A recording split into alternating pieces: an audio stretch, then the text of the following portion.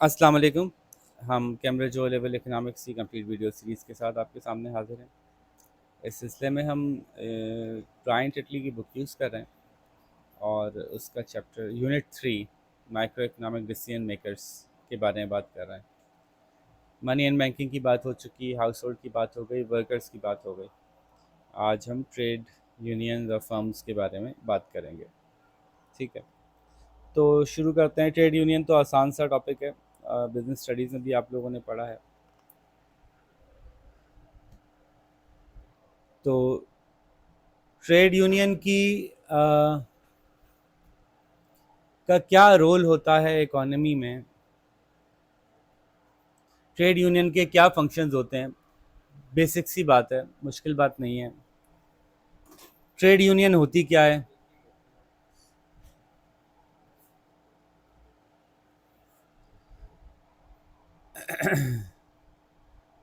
Labours जो हैं वो दुनिया भर में अपने, चूँकि उनकी वेज कम होती है, उनकी जो सैलरीज होती हैं वो कम होती हैं, लेबर की सैलरी कम होती है, वो पूरे बिजनेस का एक स्मॉल कंपोनेंट होता है, तो उसकी बात सुनी नहीं जाती, उसकी मर्ज़ी नहीं चलती। लेकिन बहुत सारे स्मॉलर यूनिट्स मिल जाएँ तो एक बड़ा यूनिट बन जाता है। ये एक्सपीरियंस किया वर्कर्स ने, तो उन्होंने मिलके यूनियंस बनानी शुरू कर दी। अच्छा, पहले तो एक फैक्ट्री के सारे वर्कर मिलके एक फैक्ट्री के मालिक से अपनी बात मनवाते थे। फिर ऐसा भी होने लगा, पूरे पूरे मुल्क के वर्कर्स मिल गए, पूरे मुल्क के वर्कर्स मिल गए और उन्होंने जो है वो पूरे गवर्नमेंट तक से बातें मनवाना शुरू कर दी। मिनिमम वेज इतनी कर दो, तो ये कर दो। तो ये ट्रेड यूनियंस जो है वो अगर नहीं आप करेंगे तो वो हड़ताल करते हैं, या और उनके बहुत सारे एक्शंस हैं। क्या क्या एक्शंस हैं उन पर डिस्कस करते हैं। तो ट्रेड यूनियन के काम क्या होते हैं? निगोशिएट करते हैं वेज इम्प्रूवमेंट, फ्रिंज बेनिफिट्स की इम्प्रूवमेंट, वर्किंग कंडीशन की इम्प्रूवमेंट, एम्प्लॉयज़ की राइट्स की इम्प्रूवमेंट, जॉब मिलने की के ऊपर नेगोशिएट करते हैं। ठीक है, वर्किंग कंडीशंस,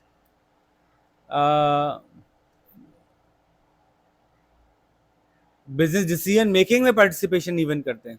कहते हैं कि भाई हमसे भी पूछें, हमसे भी मशवरा लें। क्योंकि बाज़ औक़ात जो काम करना है, काम तो वर्कर ने करना है ना, रिस्क तो उसको उठाना है। आपने कहा फलानी जगह पे माइन ना 10 मीटर और नीचे जाएगी, उन्होंने कहा नहीं जाएगी भाई, हमने लेके जानी है माइन नीचे, हम मर गए दब के तो क्या होगा। तो डिसीजन मेकिंग में भी वो रोल चाहते हैं। और जो लोग ट्रेड यूनियन को सपोर्ट करते हैं, मिलकर इंडस्ट्रियल एक्शन भी ले सकते हैं। ठीक है, फिर ट्रेनिंग और डेवलपमेंट करते हैं। तो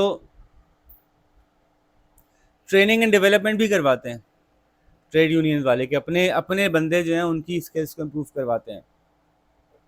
फैसिलिटीज़ प्रोवाइड करते हैं, फॉर एग्जांपल सस्ता बाजार लगवा देते हैं अपनी यूनियन वालों के लिए, क्योंकि वो हर वर्कर उनके लिए कुछ पैसे देता है, अपनी वेज में से कुछ पैसे देता है, उनके पास बहुत पैसे जमा हो जाते हैं। कुछ गवर्नमेंट भी उनको ग्रांट देती है, तो उन पैसों से वो सस्ते बाजार लगवा देते हैं, बच्चों की स्कूलों की फीस में डिस्काउंट करवा देते हैं। इस तरह की फैसिलिटीज़, हॉस्पिटलाइजेशन में, इंश्योरेंस में हेल्प करवा देते हैं। गवर्नमेंट पॉलिसी मेकिंग को इन्फ्लुएंस करते हैं। तो ट्रेड यूनियंस की मुख्तलिफ टाइप्स होती हैं। जनरल यूनियन है, इंडस्ट्रियल यूनियन है, क्राफ्ट यूनियन है, नॉन म्यूचुअल यूनियन है, प्रोफेशनल एसोसिएशंस हैं। तो मुख्तलिफ मुख्तलिफ मकसद के लिए बनी हुई यूनियंस, जैसे कि अगर क्राफ्टमैन की यूनियन है तो क्राफ्ट यूनियन है, किसी खास क्राफ्ट की यूनियन होगी। जैसे कि जूते बनाने वालों की यूनियन है तो जी अंजुमन ताजरान, यानी ट्रेड करने वालों की यूनियन है तो जी आपकी वो कोई जो है वो Karachi electronic market association, electronic market की कोई ट्रेड यूनियन हो गई। तो यूनियन जो है वो मुख्तलिफ तरह की हो सकती है। जिस तरह के लोग हैं उस तरह के जो काम कर रहे हैं, काम से रिलेटेड यूनियन भी हो सकती है, जैसे मुख्तलिफ क्राफ्ट्स की हो सकती है, मुख्तलिफ इंडस्ट्रीज़ की भी हो सकती है, जैसे कि टेक्सटाइल वर्कर्स की यूनियन। सारे मुल्क के जितने टेक्सटाइल में वर्कर्स हैं उन सबकी एक यूनियन हो गई, एक सर्टेन टाइप ऑफ इंडस्ट्री की यूनियन बना दी गई। और ऐसी यूनियन भी होती है और जनरल होती है। बस ये वर्कर्स यूनियन है, सारे वर्कर्स में आते हैं। एक बंदा एक वक्त में एक से ज़्यादा यूनियन का हिस्सा भी बन सकता है। तो यूनियन के अंदर ये कॉन्सेप्ट क्लियर होना चाहिए आपका कि यूनियन क्या होती है और यूनियन क्या चीज़ें आपकी निगोशिएट करती है। टाइप्स ऑफ यूनियन, जहन में होना चाहिए, ये पूछा नहीं जाता कि नेम 4 टाइप्स ऑफ यूनियंस। बहरहाल फिर भी पता होना चाहिए, किसी को आज तक नहीं पूछा तो अब पूछ लेंगे तो इसलिए कम से कम ये इतना ध्यान में होना चाहिए कि डिफरेंट टाइप्स ऑफ यूनियन होती है, उसके हम नाम एक्सचेंज नाम कर सकते हैं, industrial union, general union, craft union. फिर नॉन मैनुअल यूनियंस यानी वाइट कॉलर यूनियन, वो वर्कर्स नहीं है, लेबर नहीं है, लेकिन फिर भी उन्होंने यूनियन बना सकते हैं वो। तो ये किसी को मना नहीं है कि वो मिलकर एक यूनियन बना के अपने राइट्स के लिए फाइट करे। जरूरी नहीं कि वो वर्कर ही हो, कोई भी बना सकता है ना, स्टूडेंट्स भी बनाते हैं। कलेक्टिव बार्गेनिंग का कॉन्सेप्ट पता है? कलेक्टिव बार्गेनिंग का मतलब क्या होता है कि सारे लोग मिलकर एक फैसला करवाते हैं। सब उसमें फायदे तो सबके हो जाते हैं, लेकिन कुछ लोगों का नुकसान भी होता है। जो अबव एवरेज लोग होते हैं वो कलेक्टिव बार्गेन से ज्यादा चीज हायर उठा सकते थे मार्केट से। एक बंदा है ज्यादा एफिशिएंट है, ज्यादा अच्छा है, उसको मार्केट से ऊपर की पे मिल सकती है, लेकिन चूंकि वो यूनियन का हिस्सा है तो उसको वही मिलेगा जो यूनियन डिसाइड कर रही है। तो कलेक्टिव बार्गेनिंग में जो है वो बहुत सारी चीजें डिस्कस होती हैं। वेज वेज पे जो बात होती है, उस पे बात होती है कि इन्फ्लेशन हो रही है जी, हमारी इन्फ्लेशन के हिसाब से तुम एडजस्ट करो। ये बात होती है कि दूसरे वर्कर्स को पे राइज किए तो हमारी भी राइज करो। नई मशीनरी, नई ट्रेनिंग, नई प्रोडक्टिविटी इंट्रोड्यूस की है पर तनख्वाह राइज करो। ठीक है, एम्प्लॉयर्स के प्रॉफिट्स इंक्रीज हो रहे हैं तो हमारी तनख्वाह राइज करो। तो तनख्वाह राइज करने के मुख्तलिफ रीजन जो होते हैं पेज 189 पे लिस्ट भी हुए हैं, ये हमने डिस्कस किए। और वर्कर्स जो हैं वो अगर उनकी बात ना मानी जाए या उनसे नेगोशिएट ना किया जाए तो इंडस्ट्रियल एक्शन लेते हैं। एम्प्लॉयर क्यों ट्रेड यूनियन से बात करता है? एक ट्रेड यूनियन से बात करो, सारे वर्कर से बात हो गई, तो टाइम बचता है एम्प्लॉयर का। फिर एक एक बंदे से अलग अलग डिसएग्रीमेंट नहीं होता आपका। फिर अगर आपको वर्क प्रैक्टिस में कोई चेंज करवाना है, ऊपर जाके उनसे बात कर लो तो सब में ऑटोमेटिकली चेंज आ जाएगा, वो खुद ही चेंज करवा देंगे। और वर्क रिलेशनशिप यूनियन वालों की वजह से वर्कर्स को लगता है हमारा क्लोज है, हमें एम्पावर्ड फील करते हैं, तो उससे वो अच्छा अच्छा नतीजा निकलता है उसका। अच्छा, मुख्तलिफ तरह की ऑर्गेनाइजेशन में जॉब जब ऑफर होती है तो उसमें बताया होता है कि क्लोज शॉप जॉब है। क्लोज शॉप का मतलब है इस जॉब के लिए आपको यूनियन का मेंबर पहले बनना पड़ेगा फिर जॉब मिलेगी। ये बता दें कि ऐसा क्यों होता होगा। एक कंपनी ने जॉब ऑफर की, लिखा क्लोज क्लोज शॉप जॉब है। क्लोज शॉप जॉब का मतलब है कि आप ट्रेड यूनियन का हिस्सा होंगे तभी आपको जॉब मिलेगी। ऐसा क्यों किया होगा? ट्रेड यूनियन का हिस्सा होंगे तो ट्रेड यूनियन उस तरह के एम्प्लॉयज पहले सप्लाई करता रहा होगा उसको वो अंदर से। ऑलरेडी एक ट्रेड यूनियन से एग्रीमेंट किए बैठे हैं, तो उस ट्रेड यूनियन ने कहा है आप फिर हमारे अलावा किसी को एम्प्लॉयमेंट नहीं देंगे, तो ये क्लोज शॉप है भाई, इन्हीं के थ्रू आना पड़ेगा आपको। ओके। ओपन शॉप का मतलब है कि यूनियन वाले बंदे भी आ सकते हैं और नॉन यूनियन वाले बंदे भी आ सकते हैं। सिंगल यूनियन का मतलब है सिर्फ एक उसी यूनियन के बंदे आ सकते हैं। क्लोज शॉप में तो किसी भी यूनियन के बंदे आ सकते हैं, लेकिन इसमें सिर्फ उसी के बंदे आएंगे जिससे एग्रीमेंट हुआ हमारे है। यहाँ तो ओपन शॉप ही होता है। हमारे यहाँ नहीं, आपने इंडस्ट्री देखी नहीं है। इंडस्ट्री में हमारे यहाँ सब कुछ होता है भाई। क्लोज शॉप में सिर्फ एक ही यूनियन से आता है ना। क्लोज शॉप का मतलब है कि आपको किसी यूनियन का हिस्सा होना चाहिए। सिंगल शॉप का मतलब है, सिंगल यूनियन का मतलब है कि उस एक ही यूनियन से हो सकते हैं जिससे कि हमारी बार्गेनिंग हुई हुई है। अच्छा, इंडस्ट्रियल डिस्प्यूट क्यों होती है? सैलरी पे होती है, वर्किंग कंडीशन पे होती है, वर्किंग आवर्स पे होती है, काम की डिफिकल्टी पे होती है, सेफ्टी सिक्योरिटी के मसलों पे हो जाती है। वर्किंग आवर्स हो गई बात। तो ये सारी वजूहत इनकी वजह से डिस्प्यूट होती है। अनफेयर ट्रीटमेंट पे होती है। ये बातें सब लिखनी है आपको। अनफेयर ट्रीटमेंट कि एक के साथ डिस्क्रिमिनेशन कर रहे हैं आप, एक को दे रहे हैं दूसरे को नहीं दे रहे, इस पर डिस्प्यूट होती है। डिस्प्यूट के ऊपर क्या करते हैं? डिस्प्यूट के ऊपर एक काम होता है जी, नंबर 1 हल्का हाथ रखते हैं, ओवर टाइम बैन कर देते हैं।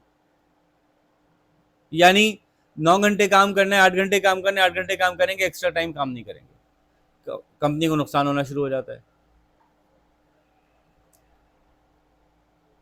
एक काम हो जाता है वर्क टू रूल।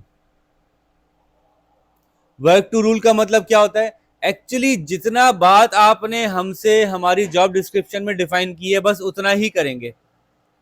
हालांकि एक्चुअल वर्किंग कंडीशन में एक्चुअल जॉब के अंदर आप अपने जो डिफाइंड काम होता है उससे थोड़ा ज्यादा ही कर रहे होते हैं, थोड़ी सी ज्यादा ही बात कर रहे होते हैं। यार ये यहाँ से उठा देना, नहीं मैं नहीं उठा सकता, मेरी जॉब डिस्क्रिप्शन में नहीं है। ये जरा पकड़ाना, पाना पकड़ाना, नहीं मैं नहीं पकड़ाऊंगा, मेरी जॉब डिस्क्रिप्शन में नहीं है। ये जरा ऊपर से नीचे रख दो, मैं नहीं रखूंगा, मेरी जॉब डिस्क्रिप्शन में नहीं है। ये जो तुमने काम करना है इसके टूल सामने पड़े हैं, यहाँ से उठा लो, नहीं मैं सामने से नहीं उठाऊंगा, मेरी जॉब डिस्क्रिप्शन नहीं। तो ये तंग करने के लिए या अपनी अपनी बात मनवाने के लिए वो वर्क टू रूल जो है उसको भी आ सकते हैं। फिर इसका एक नेक्स्ट लेवल और है, वर्क टू रूल के बाद एक और लेवल है गो स्लो। गो स्लो का मतलब है जो काम कर रहे थे आप सुकून से करेंगे। नमाज के 1 घंटे की नहीं ब्रेक नहीं, ब्रेक नहीं। एक एक पीस अगर 1 घंटे में बना रहे थे तो अब वो एक पीस 2 घंटे में बनेगा। स्लो स्लो काम करेंगे, कर तो रहे हैं, जल्दी करो भाई, जितनी जल्दी कर सकते थे उतनी जल्दी कर रहे हैं। भाई क्या कर रहे हो, टाइम निकल रहा है। सर जितना कर सकते हैं उतना तो कर रहे हैं, स्लो कर रहे हैं, इंडस्ट्रियल एक्शन के तौर पे। और अगर इसके बाद भी बात ना मानी जाए तो फिर चौथा पॉइंट क्या होता है? स्ट्राइक कर देते हैं। बहुत से लोग ये भी करते हैं ना कि अपने वर्क प्लेस से डिससेटिस्फाई हैं तो जैसे टाइम खत्म होने वाले से आधे पौने घंटे पहले नमाज कर देख लेंगे, उसके बाद वॉशरूम ये तो अनजस्टिफाइड है, चले, लेकिन काम कर रहे हैं लेकिन स्लो स्लो कर रहे हैं ताकि काम का नुकसान हो। ठीक है, तो स्ट्राइक में क्या होता है? आते नहीं है। स्ट्राइक में कोई एक भी वर्कर नहीं आएगा, सब सब जो है वो आएंगे, काम नहीं करेंगे, मतलब बाहर खड़े हो जाएंगे।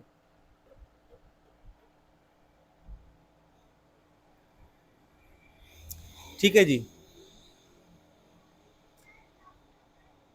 इंडस्ट्रियल एक्शन के नुकसान क्या होते हैं? सबसे बड़ा बिजनेस को नुकसान होता है, उसकी प्रोडक्शन बंद हो जाती है। यूनियन मेंबर्स को भी नुकसान होता है, अगर उन्होंने स्ट्राइक कर दी तो उनको वेजेस नहीं मिलेंगी, काम काम तो नहीं हुआ, वेज नहीं मिलेगी। निकालना आसान नहीं होता बाहर, लेकिन ये क्योंकि यूनियन से सब बंदे निकल जाएंगे ना, यूनियन के ये मसाइल है ना, एक को नहीं निकाल सकते। सबको निकाल के सबको दोबारा हायर हम्म। किसी और कंज्यूमर्स को भी नुकसान होगा, जाहिर है चीजें देर से मिलेंगी या महंगी मिलेंगी भाई, अब इसकी वजह से हमें कॉस्ट ज्यादा पड़ रही है तो उनको ऊपर भी आएगा इफेक्ट। पूरी इकोनॉमी में भी मसला आएगा कि जाहिर है इकोनॉमी में बिजनेस जब डैमेज हो रहा है तो इकोनॉमी का जीडीपी भी डैमेज हो रहा है, ओवरऑल पूरी इकोनॉमी पे इम्पैक्ट आ रहा है। ट्रेड यूनियन या वर्कर्स और मालिक के दरमियान आपस में मामला तय कराने के लिए बाकायदा डिपार्टमेंट होता है, एचआर डिपार्टमेंट का काम भी ये है। और इसमें आर्बिट्रेशन होती है। क्या होती है? आरबी तरारी, आर्बिट्रेशन, ये हमारे एक टर्म थी एक जमाने में, आरबी तरारी। आर्बिट्रेशन का क्या मतलब है? दोनों के दरमियान मफाहमत कराने के लिए रास्ता निकाला जाए, थोड़ा तुम नीचे आओ, थोड़ा तुम नीचे आओ, मंडी में भाव कम कराओ भाई। तो आर्बिट्रेशन के लिए जो है बाकायदा लॉयर्स भी हायर किए जाते हैं, अलग से डिपार्टमेंट्स भी होते हैं, और बाज लोग कंसल्टेंट भी होते हैं आर्बिट्रेशन के। यानी आपकी कंपनी में जॉब नहीं करते लेकिन आपकी कंपनी फंस गई है तो अब हमें हायर कर लो, हम बात कर लेंगे इनसे। पाकिस्तान में ये वाले काम पॉलिटिकल पार्टीज भी करती हैं, पावरफुल होती है ना, उनके बंदों को जाके बोलेंगी, इनके बंदों को जाके बोलेंगे, बोले भाई मान रहे हो तो मान रहे हो, वरना दूसरा रास्ता है हमारे पास। पीआईए में लेके भाई नाम हम पार्टीज का नहीं ले रहे। सीधी पार्टी एडवांटेज और डिसएडवांटेज ऑफ ट्रेड यूनियन क्या है?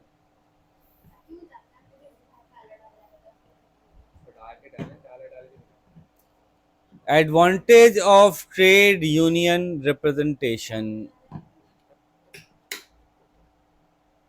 तो वो सारी बातें जो हम पीछे कर चुके हैं वही दोबारा आ गई कि वेज प्रोटेक्शन होती है, वर्किंग कंडीशन प्रोटेक्शन होती है, डिस्क्रिमिनेशन से प्रोटेक्ट करते हैं, ट्रेनिंग देते हैं। ये तो वर्कर को फ़ायदा हो गया। ऑर्गेनाइजेशन को क्या फ़ायदा हो गया? पेज नंबर 193 194 में पूरे चैप्टर की समरी हो गई एक तरह से। ऑर्गेनाइजेशन को क्या फ़ायदा हो गया? एक ही जगह से सारे बंदे मिल जाते हैं, उनसे बात करके वो मोटिवेट भी होते हैं, सिंगल पॉइंट ऑफ कांटेक्ट होता है, लेबर की प्रोडक्टिविटी बढ़ानी हो तो उनसे बात की जा सकती है, डिस्प्यूट हो तो एक ही जगह से सारे मसले रिजॉल्व हो सकते हैं। गवर्नमेंट को क्या फ़ायदा होता है? ट्रेड यूनियन होती है तो गवर्नमेंट के पास भी सिंगल पॉइंट होता है कि एक ही जगह से बात करके उनकी सारी डिस्कशन मसले वसले बात कर सकते हैं, इनइक्वालिटी के बारे में बात कर सकते हैं। गवर्नमेंट को डेटा मिलता है बहुत सारा ट्रेड यूनियन से, कौन बंदे कहाँ अनएम्प्लॉयड हैं, किस हालत में है, क्या सिचुएशन है। ठीक है। कितनी प्रोडक्टिविटी बढ़ाई जा सकती है, गवर्नमेंट इस बारे में बात करती है। वर्किंग कंडीशंस कैसे इंप्रूव कर सकते हैं आप लोगों की, इससे बात होती है। डिसएडवांटेज ट्रेड यूनियन के वर्कर के लिए क्या है, वर्कर के लिए सबसे बड़ा डिसएडवांटेज उसके लिए जो ज़्यादा एफिशिएंट है, मैंने पहले ही बात की थी। तो फिर ट्रेड यूनियन में पेमेंट्स रिक्वायर्ड होती हैं, मंथली या वीकली पेमेंट जाती है आपके पास से, आपको गुस्सा आता है मेरे पैसे कट रहे हैं। जो ज़्यादा प्रोडक्टिव है उनको नॉर्मल सैलरी पे एग्री करना पड़ता है। क्लोज शॉप में मतलब है कि आप उस ट्रेड यूनियन का हिस्सा नहीं है, अब आपको नौकरी नहीं मिलेगी। लो उल्टा हो गया, ट्रेड यूनियन एम्प्लॉयमेंट बढ़ाने के लिए थी, अब आपको एम्प्लॉयमेंट ट्रेड यूनियन की वजह से नहीं मिल रही। फर्म्स को तो ज़ाहिर मसला होगा कि ज़्यादा वेजेस, ज़्यादा अच्छी वर्किंग कंडीशंस के ऊपर बात करनी पड़ेगी आपको। और long term trade union contracts होते हैं, फिर ट्रेड यूनियन की पावर होती है आपके पर्सनल यानी आपकी कंपनी के डिसीजन मेकिंग में भी वो इन्वॉल्व हो जाते हैं। हायरिंग और डिसमिसल के ऊपर कंट्रोल बहुत कम हो जाता है आपका, बहुत बड़ा रीज़न बनाना पड़ता है किसी को निकालने के लिए, ऐसे आसान नहीं होता निकालना। फिर इंडस्ट्रियल एक्शन हो जाए तो कंपनी तो वैसे ही नुकसान में चली जाती है। गवर्नमेंट को क्या नुकसान है, गवर्नमेंट जो है वो बहुत सी ट्रेड यूनियन चाहती हैं कि उनके वर्कर्स की सैलरी बढ़े, तो उसके लिए बहुत से लोगों को बिठा के रखती हैं। पता है, ये भी गेम होता है। मार्केट में 10 लाख वर्कर हैं, 10 लाख वर्कर अगर मार्केट में आ गए तो मार्केट में वेज नीचे आ जाएगी, डिमांड सप्लाई बढ़ जाएगी। तो उन्होंने 1 लाख वर्कर्स को डिले कर दिया ताकि मार्केट में 9 लाख वर्कर नजर आए, ताकि वेज ऊपर रहे। ठीक है, उनको बेनिफिट देते रहेंगे। हाँ, अनएम्प्लॉयमेंट बेनिफिट गवर्नमेंट देगी उनको। गवर्नमेंट को ही बताएंगे भाई जॉब ढूंढ रहे थे मिल नहीं रही, तो इस तरह के काम करना चाहती है ट्रेड यूनियन के वो वर्कर्स सारे ना आए मार्केट में, ये गवर्नमेंट को नुकसान हो सकता है। वेज इन्फ्लेशन करती है ट्रेड यूनियन, उससे पूरी इकोनॉमी के ऊपर इम्पैक्ट आता है। वेज इन्फ्लेशन हो गई तो इकोनॉमी पूरी ही जाएगी ना, सबको ही नुकसान होगा। और इंडस्ट्रियल डिस्प्यूट की वजह से पूरे मुल्क की प्रोडक्टिविटी का नुकसान हो सकता है। अच्छा, अब तीसरी बात हमने एक बात कर ली, कंज्यूमर की कर ली, यानी बोरोअर की कर ली, सेवर की कर ली, सेविंग करने वाली की कर ली, हमने जो है वो लेबर की कर ली, ट्रेड यूनियन की कर ली। अब हम फर्म्स की बात कर रहे हैं। फर्म क्या होती है? फर्म प्रोड्यूसर होता है, गुड्स एंड सर्विसेज जो देता है। कंज्यूमर जो होता है वो कंज्यूम भी कर रहा होता है, वो लेबर भी दे रहा होता है। फर्म जो है वो प्रोड्यूस कर रही होती है गुड्स एंड सर्विसेज। तो फर्म्स की टाइप्स अगेन बिजनेस स्टडीज हमने काफ़ी तफसील से पढ़ी हुई हैं, यहाँ भी हम दोबारा देख लेते हैं। तो मुख्तलिफ सेक्टर्स होते हैं इकोनॉमी के, primary sector, secondary sector, tertiary sector. याद है ये बातें, इसके ऊपर टाइम लगाने की ज़रूरत है। प्राइमरी सेक्टर क्या होता है? जो हाँ, एक बोलेगा सब वही बोलेंगे, एक कब्बा काएंगे करेगा सारे कब्बे काएंगे।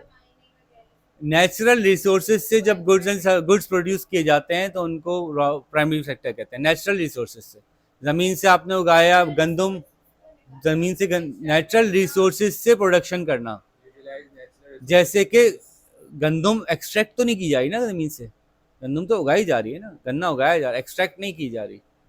तो मछली पकड़ी जा रही है, एक्सट्रैक्ट नहीं की जा रही। नेचुरल रिसोर्सेज से डायरेक्टली प्रोडक्शन लेना, ये प्राइमरी प्रोडक्शन है।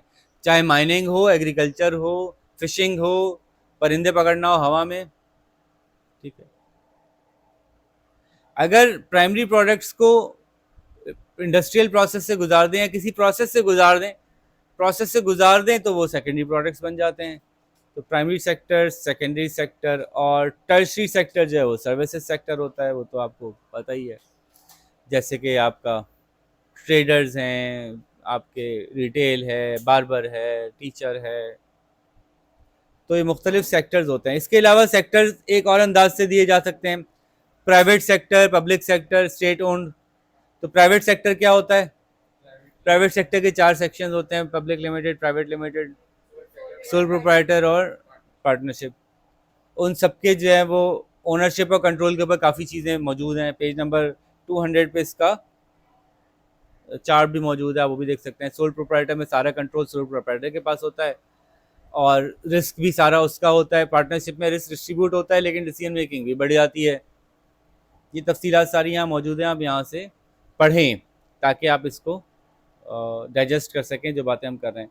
जब कंपनी में जाते हैं तो कंपनी के पास यानी इनकॉर्पोरेट होते हैं, इनकॉर्पोरेटेड कंपनी में जाते हैं, लिमिटेड कंपनी में जाते हैं तो लायबिलिटी लिमिट हो जाती है। इसका फ़ायदा ये होता है कि ओनर जो है वो उसकी सारी एसेट्स रिस्क में नहीं होती, लेकिन ऐसी सूरत में ऐसी कंपनीज को ज़्यादा डॉक्यूमेंट, ज़्यादा एहतमाम करना पड़ता है अपने आप को इनकॉर्पोरेट करने के लिए। उसके अलावा एक कंपनी होती है जिसको आप कहते हैं कोऑपरेटिव कंपनी। कोऑपरेटिव कंपनी जो होती है वो होती है कि कुछ लोग मिलके अपने फ़ायदे के लिए कंपनी बनाते हैं, यानी अपने प्रॉफिट के लिए नहीं, अपने बेनिफिट के लिए। ऐसे हम मिलके ना ऐसा करते हैं कि अपने महीने के राशन को सस्ता लेने के लिए कंपनी बनाते हैं, जो अच्छी अच्छी जगहों से जाके सस्ता सस्ता राशन लेगी और हमारे जितने मेंबर्स होंगे उनको बेचेगी बगैर प्रॉफिट के। तो कोऑपरेटिव का काम प्रॉफिट कमाना नहीं होता, अपने मेंबर्स को फैसिलिटेट करना होता है। उसकी मेंबरशिप फीस होती है, उसकी मेंबरशिप आप ले लें, वो आपको फ़ायदा देती रहेगी। चैरिटी ऑर्गेनाइजेशंस भी होती हैं, non government organisations, charity organisation, NGO भी कहेंगे आप उसको। तो उनका काम भी प्रॉफिट नहीं होता, हालांकि वो उनके खर्चे होते हैं, सैलरीज देते हैं वो अपने एम्प्लॉयज़ को, और खर्चा उसी चैरिटी के पैसों से ही निकाल रहे होते हैं ज़ाहिर, जो चैरिटी उन्होंने ली होती है। और वो अलाउड भी है। अगर आप देखें मसारिफ़ ज़कात में एक मसरफ जो है वो बंदे भी हैं जो ज़कात का काम कर रहे हैं। ठीक है। फिर स्टेट ओन्ड एंटरप्राइज क्या होती है? पब्लिक लिमिटेड, ऐसी कंपनी, पब्लिक सेक्टर, ऐसी कंपनी जो गवर्नमेंट ओन करती है। और गवर्नमेंट क्यों ओन करती है कंपनीज? इंश्योरेंस ऑफ वेलफेयर वगैरह है, इंश्योरेंस तो नहीं, खैर गवर्नमेंट इसलिए ओन करती है कंपनीज के बाद सर्विसेज ऐसी होती हैं जो कोई देना नहीं चाहता। उसकी वजह ये हो सकती है कि वो बहुत महंगी हैं, या जिस प्राइस तो बिकनी है वो उस प्राइस तो वो नहीं दे सकते, या बहुत डिफ़िकल्ट हैं लेकिन हैं ज़रूरी, या बहुत बड़ी इन्वेस्टमेंट रिक्वायर्ड है, कोई करने के लिए तैयार नहीं है। तो ऐसी सूरत में, या फिर पब्लिक गुड्स हैं। पब्लिक गुड्स क्या होते हैं? और घर को इस्तेमाल करना फ्री।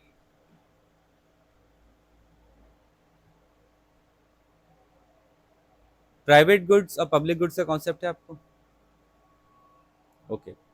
प्राइवेट गुड्स क्या होते हैं? किसी की प्रॉपर्टी के अलावा प्राइवेट गुड्स वो होते हैं जो राइवल भी हों और एक्सक्लूडेबल भी हों।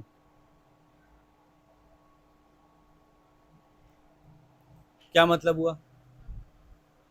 और पब्लिक गुड्स वो होते हैं जो कि नॉन राइवल, नॉन एक्सक्लूडेबल होते हैं।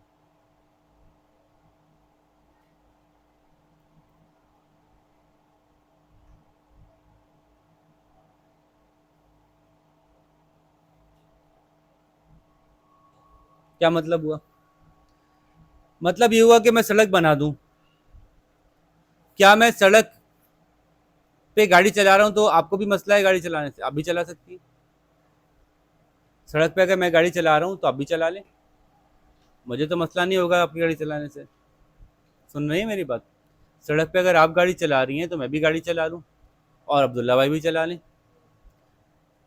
अच्छा, आपके घर की पार्किंग है, आपने गाड़ी खड़ी कर दी, मैं भी लाके खड़ी कर दूं, ये हो सकता है? नहीं हो सकता। जब ये नहीं हो सकता तो उसको कहते हैं राइवल प्रोडक्ट्स हैं। एक यूज कर रहा है तो दूसरा नहीं कर सकता।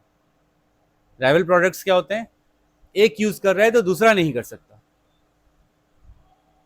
नॉन राइवल क्या होते हैं? एक भी यूज कर ले, दूसरा भी कर ले, तीसरा भी कर ले, चौथा भी कर ले।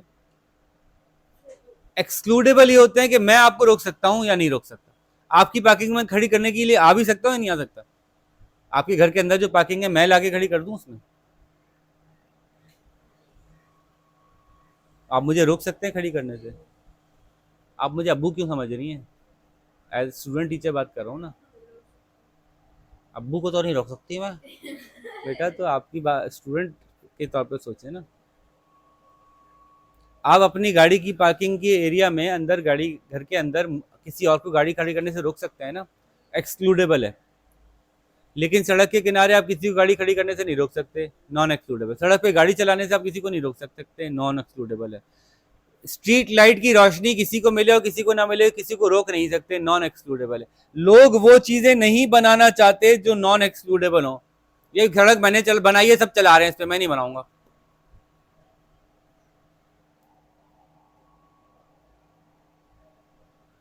उसने बना दी तो तुम भी चला लो, उससे मसला क्या है? सब चला लो।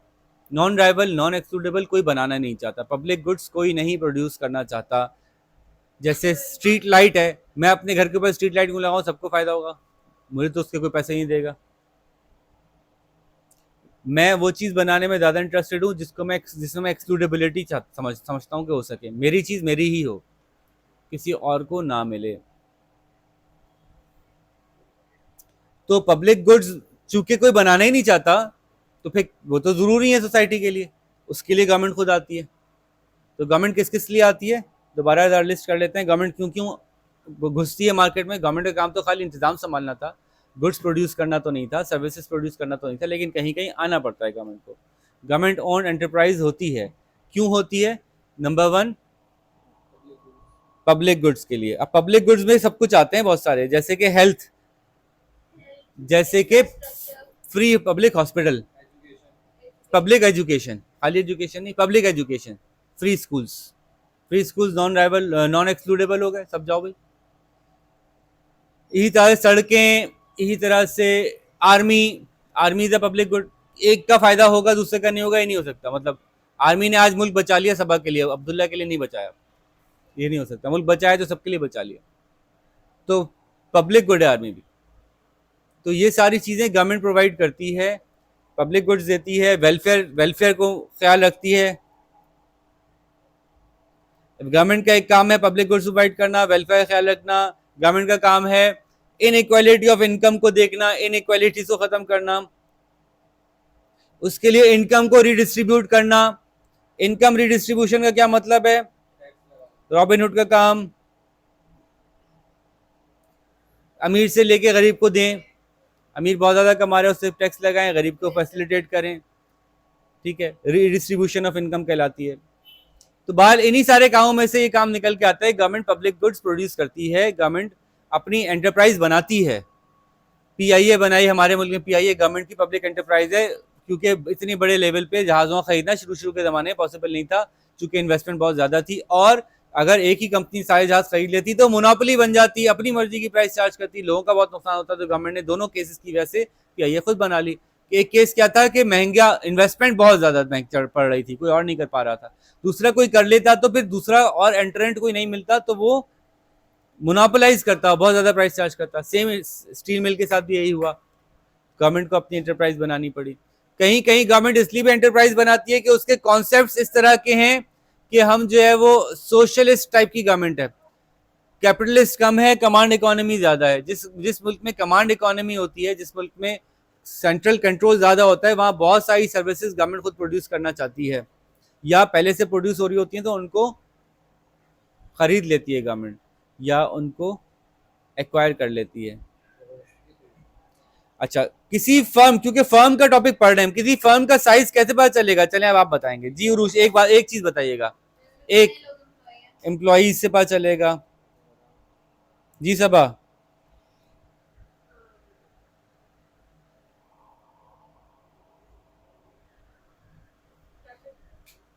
जी नहीं पता तो वीडियो रोक देते हैं हम यहाँ पे, अब हम पीछे से शुरू करेंगे, फिर शुरू से। कोई कंपनी बड़ी है या छोटी है, इसका अगर आपको नहीं पता तो फिर तो बहुत बड़ा मसला है। ये कैसे पता चलेगा कि ये एक बड़ी कंपनी है? ओके चले, आउटपुट देख लिया हमने, तो इतना मुश्किल क्यों हो रही है ये सोचना? एकदम ओके, आउटपुट की वजह से पता चल जाएगा। और कैसे पता चलेगा? Value of capital employed, capital कितना लगा हुआ है, कितने पैसे लगे हुए हैं, उससे पता चलेगा। और रेवेन्यू, रेवेन्यू कितना है, उससे पता चलेगा। और मार्केट शेयर, रेवेन्यू और कस्टमर्स कितने हैं, मार्केट शेयर में आ गया। नॉन करंट एसेट्स,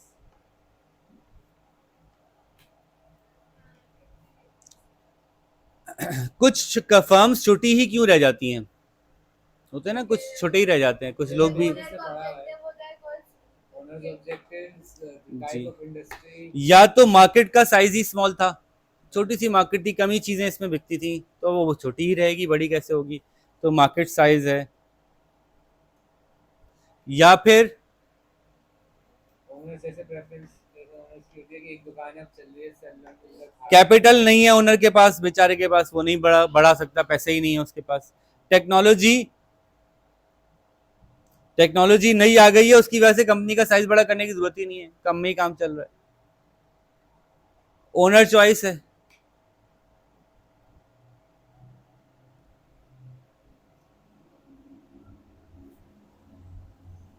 अब फर्म की ग्रोथ जो है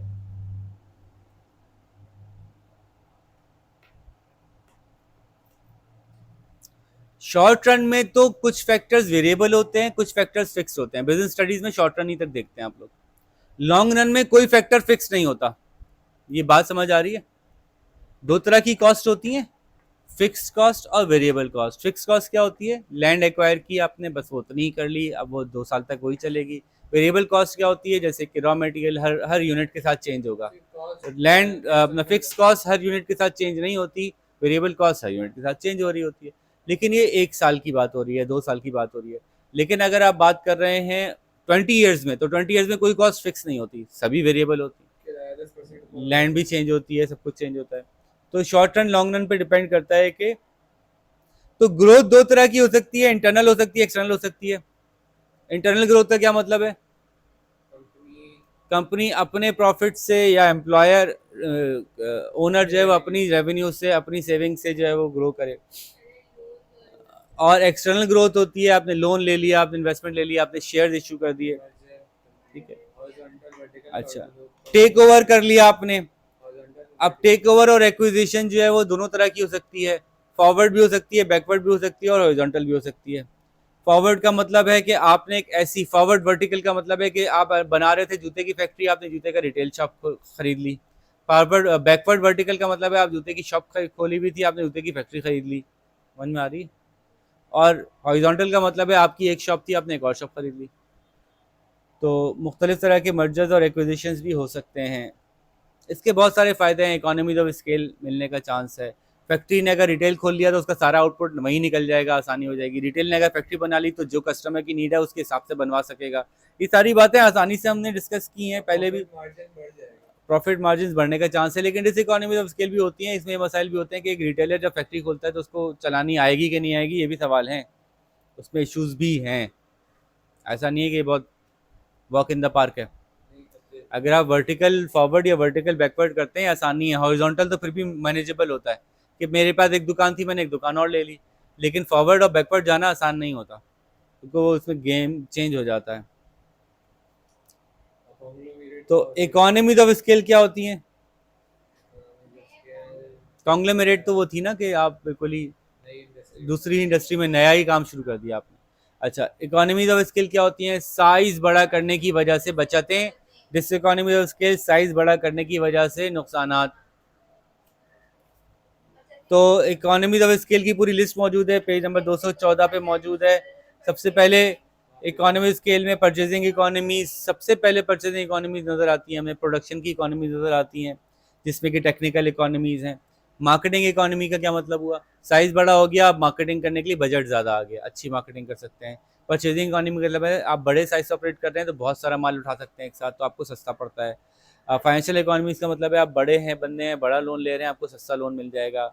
टेक्निकल इकोनॉमी इतने बड़े हो गए कि आपके पास इतना पैसा खर्च करने के लिए आ गया कि आप स्पेशलाइज इक्विपमेंट खरीद सकते हैं। रिस्क बेयरिंग इकोनॉमी का मतलब इतने बड़े हो गए कि आप डाइवर्सिफाई कर चुके हैं। एक प्रोडक्ट अगर अच्छा नहीं भी चल रहा तो दूसरा प्रोडक्ट अच्छा चल रहा होता है, और आपकी आपकी कंपनी अच्छी चल रही होती है। एक्सटर्नल इकोनॉमीज का मतलब क्या होता है? एक्सटर्नल इकोनॉमीज का मतलब होता है कि आपका साइज बड़ा होने की वजह से, दूसरों को क्या फायदा? उनको फायदा है, जीडीपी बढ़ेगा। इंफ्रास्ट्रक्चर बेहतर होगा। जैसे कि आपका साइज बड़ा हो गया, दूसरों को स्किल्ड वर्कर्स मिलना शुरू हो जाएंगे। ठीक है, आपका साइज बड़ा हो गया तो इंफ्रास्ट्रक्चर आपकी वजह से बेहतर हो जाएगा बाकी लोगों का भी। आपका साइज बड़ा हो गया तो आपकी इकोनॉमी ऑफ स्केल का दूसरों को ये फायदा भी हो सकता है कि आपने परचेज किया सस्ते में तो दूसरा का यार इनके साथ हमें भी दे दो भाई। स्पेशलाइज सर्विस प्रोवाइडर्स बन जाते हैं। आप इतने बड़े हो गए कि आपके पास इतनी टेक्निकल मशीनें हैं कि वो मशीनें रिपेयर करने के लिए पूरी छोटी सी फैक्ट्री खड़ी हो गई आपकी वजह से। उसका पूरी इंडस्ट्री को फायदा होता है, पूरे मुल्क को फायदा होता है। डिस इकोनॉमीज में क्या क्या हो गया? डिस इकोनॉमीज में सबसे पहले जो डिस इकोनॉमी होती है मैनेजरियल डिस इकोनॉमी होती है, मैनेजमेंट डिस इकोनॉमी होती है, जिसके अंदर के आप काम बड़ा करते जाते हैं तो आपके कैपेसिटी ऑफ मैनेजमेंट से बाहर हो जाता है। जो सेट ऑफ रूल्स आपने बनाए होते हैं कि यार ये ऐसे चलेगा काम और इस तरह से मेरे कंट्रोल में रहेगा, जब काम इतना बड़ा हो जाता है तो आपके कंट्रोल में नहीं रहता, फिर आपको नए सेट ऑफ रूल्स बनाने पड़ते हैं, वो बनाते बनाते आपके हाथ से बात निकल जाती है। लेबर डिस इकोनॉमीज क्या होती है? जब बहुत सारे लेबर्स हो जाते हैं, बहुत सारे एम्प्लॉयज़ हो जाते हैं, तो हर एक के साथ अपना रिलेशनशिप बनाना, उसको पर्सनली मोटिवेट करना आसान नहीं रहता। कम्युनिकेशन मुश्किल हो सप्लाई कंस्ट्रेंट्स क्या होते हैं? अब इतनी बड़ी अभी हमने परचेजिंग इकोनॉमीज की बात करी थी, परचेजिंग डिसइकोनॉमीज भी हो सकती है कि आपको इतना माल चाहिए, वो माल है ही नहीं, अब आपको बाहर से मंगाना पड़ रहा है, महंगा पड़ रहा है। स्किल शॉर्टेज हो जाती है, ये अभी देखा भी हमने। जब हमारे बहुत सारे सॉफ्टवेयर हाउस बहुत बड़े हो गए, अब उनको मिल नहीं रहे बंदे, इतना बड़े हो गए कि उनके काम करने के बंदे नहीं है। रेगुलेटरी रिस्क भी होते हैं, जब कंपनी बहुत ज़्यादा बड़ी हो जाती है तो बहुत सारे मुल्क की गवर्नमेंट्स कहती हैं यार ये ज़्यादा बड़ी हो गई है, इसके ऊपर ज़रा हाथ टाइट करना पड़ेगा। टैक्स के अलावा भी उनको मसाइल होते हैं, जैसे कि आप वो करते हैं ना, आप देख रहे होते हैं कहीं आप मोनोपोली तो नहीं बन रहे, तो मोनोपोली के हवाले से भी कानून आना शुरू हो जाते हैं। ठीक है, ये बात समझ में आती है?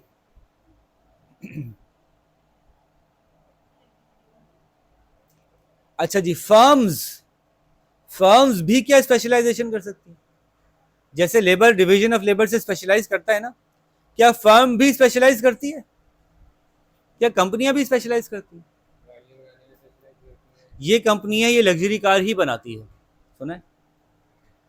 मर्सिडीज है, लग्जरी कार बनाती है, वो स्पोर्ट्स कार ही बनाती हैं। ये कंपनी है, ये जो है वो इंडस्ट्रियल लोन ही देता है, ये बैंक खाली कमर्शियल बंदों को डील नहीं करता, मतलब कस्टमर्स नॉर्मल डील नहीं करता, स्पेशलाइज हो रहा होता है। स्पेशलाइज फर्म्स कब कब होंगी? जब स्पेशलाइज्ड काम की अपनी एक अलग डिमांड होगी। मतलब मिसाल के तौर पे हमारे पूरे मुल्क में 200 फार्मर्स हैं, अब फार्मर्स के लिए कोई अलग से बैंक बनेंगे? 200 फार्मर्स ही तो अलग से स्पेशलाइज बैंक बनाने की क्या जरूरत है? लेकिन अगर हमारे मुल्क में 20 लाख फार्मर्स हैं तो अब बंदा सोचेगा इस स्पेशलिटी में जाने का फायदा है कि इस निश में है बहुत जूस, है तो स्पेशलाइजेशन, है तो अलग सेक्टर में घुस रहा हूं मैं, लेकिन इसमें है जूस, है इसमें रिटर्न्स का बहुत मार्जिन है। आम बंदे इनको कैटर नहीं कर पा रहे, नॉर्मल कमर्शियल बैंक फार्मर को हैंडल नहीं कर पा रहा। उसके यहाँ पढ़े लिखे बंदे हैं, उनको उनकी लैंग्वेज समझ में नहीं आ रही, उनसे डील करना नहीं आ रहा, उन लोगों को इनकी नहीं आ रही, इन लोगों को उनको नहीं आ रही। तो लेकिन बहुत मार्जिन ऑफ प्रॉफिट है, तो इसमें घुसने का ऑप्शन है कि हम स्पेशलाइज कर लें फार्मर्स के लोन्स के ऊपर। और एक तरक्की अपनी बेटी आपने देखा कि मैं स्पोर्ट्स कार बनाने की कंपनी बन जाऊं खाली, भाई अगर कोई 2 ही स्पोर्ट्स कार साल की बिकनी हुई तो फिर क्या फायदा बनने का? कंपनी मार्केट में अगर चार्म होगा तो स्पेशलाइजेशन का फायदा होता है। बाज़ औक़ात वो चार्म पहले से मौजूद होता है, बाज़ औक़ात बाज़ कंपनी वो चार्म क्रिएट करती हैं। क्या मतलब हुआ कि अभी तो लग रहा था कि मार्केट में मजीद कोई और सेक्टर मौजूद नहीं है, सेक्शन मौजूद नहीं है, किसी कोई और निश मौजूद नहीं है। एक कंपनी ने कहा नहीं भाई है, मैं बताती हूँ आपको कि कैसे है, और उन्होंने वो निश बना के दिखाई। For example smartphone for example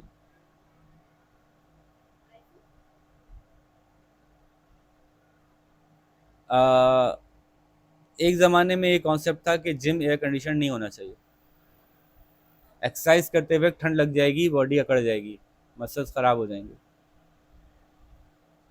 ये पाकिस्तान की बात कर रहा हूँ मैं। पाकिस्तान में जितने बड़े बड़े जिम थे वो ओपन एयर होते थे। उसके उसके बाद देखने का नहीं, मैं एसी वाला जिम बनाऊंगा, लोगों ने कहा इसमें मार्केट ही नहीं है, एक आध डिफेंस में खोल लो, वहाँ चल जाएगा, बाकी तो पूरे शहर में मार्केट नहीं है।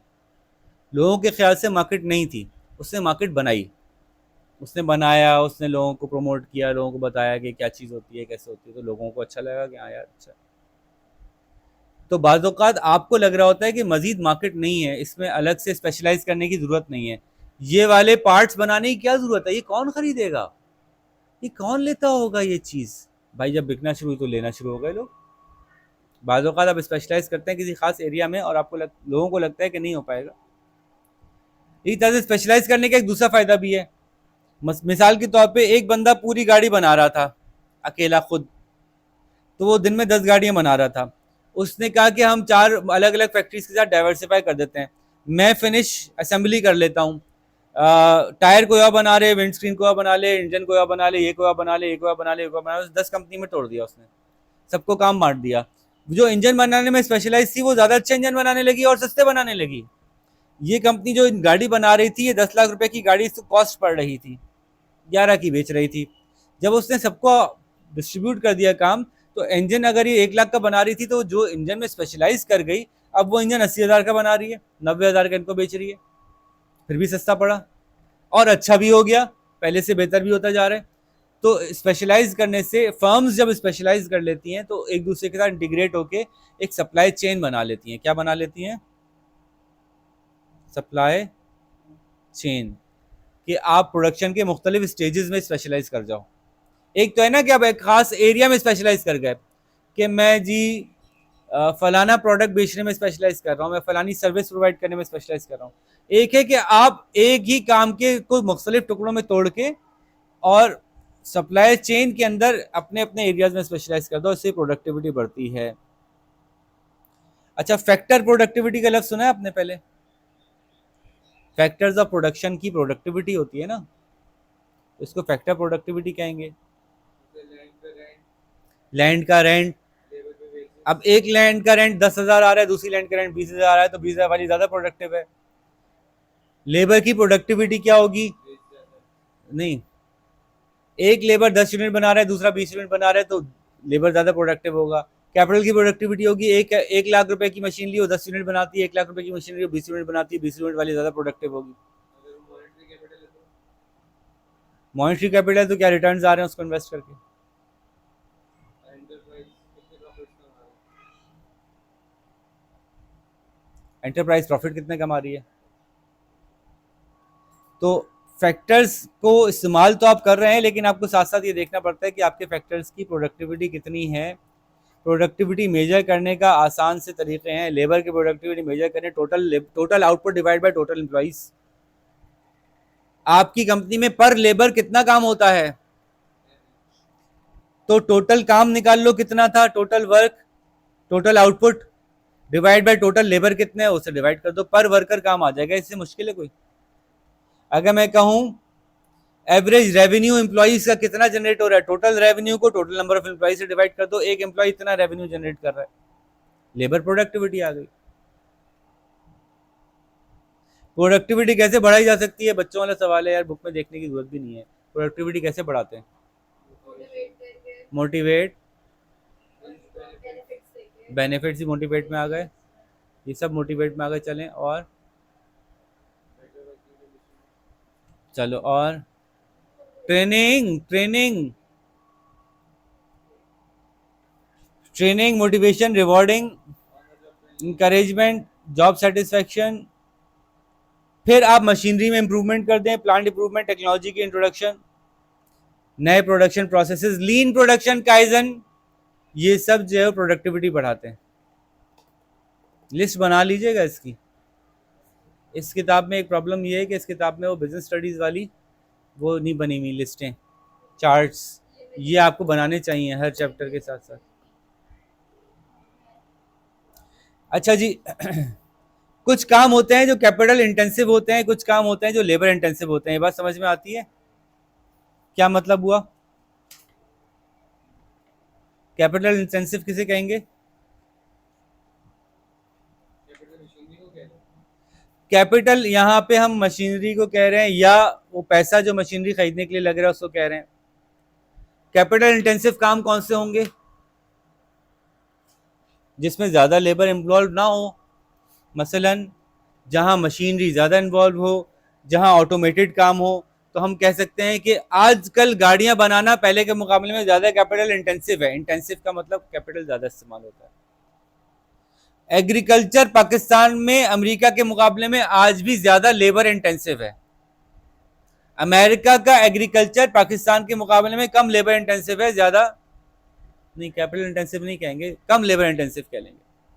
कैपिटल इंटेंसिव तो उसको कहेंगे जिसमें लेबर कम का इस्तेमाल कम है, प्रोपोर्शनली कैपिटल का इस्तेमाल ज्यादा है। तो एक टास्क है जी, इसमें पेज 227 पे दी हुई है, ये चार्ट पढ़ें। ये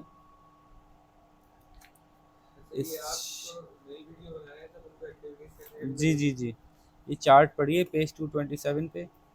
एडवांटेजेस और of capital intensive, advantages of labour intensive पढ़िए, और इसके बाद फिर हम आगे डिस्कस करते हैं। यहाँ पे हम वीडियो को एंड कर रहे हैं, ये आपका असाइनमेंट है, इसको करके इस पर अच्छी सी डिस्कशन करनी है। और इसके बाद हम कंटिन्यू करेंगे 6 ये फर्म्स चल रही हैं, फर्म्स कॉस्ट, ये सारी चीज़ें भी आगे डिस्कस होंगी। अपना ख्याल रखें, तब तक अल्लाह हाफ़िज़।